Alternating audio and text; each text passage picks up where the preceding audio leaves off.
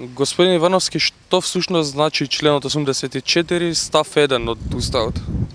По 84 став 1 е мощно јасен од Уставот, таму кажува дека председателот на Републиката го определува мандаторот за состав на влада на Република Македонија. А веќе членот 90 дава појаснување дека председателот на Републиката е должен мандатот да го довери на кандидат на политичка партија или политички партии кои имат обезбедено мнозинство во собранието.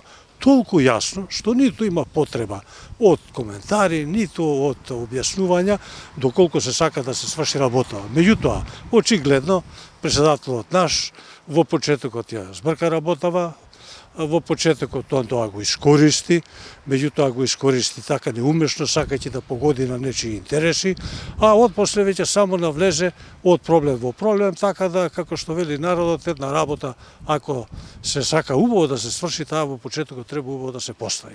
Отпосле не може веќе никогаш да се исправи. Така да на председателот не треба ни појаснување, ниту пак потребаше. Толку е јасна одредбата. Тоа значи дека по конституирањето на собранието, во рок од 10 дена, председателот го доверува мандатот на кандидатот.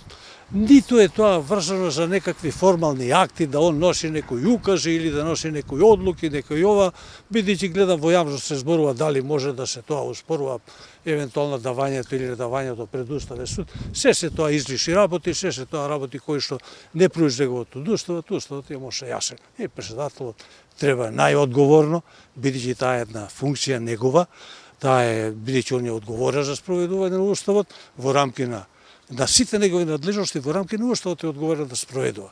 Така да не му дава никој за право на него да он бира кому ќе го доверува, како ќе го доверува, фактички рамките за одредување на мандаторот се дадени во Уставот на Република Македонија.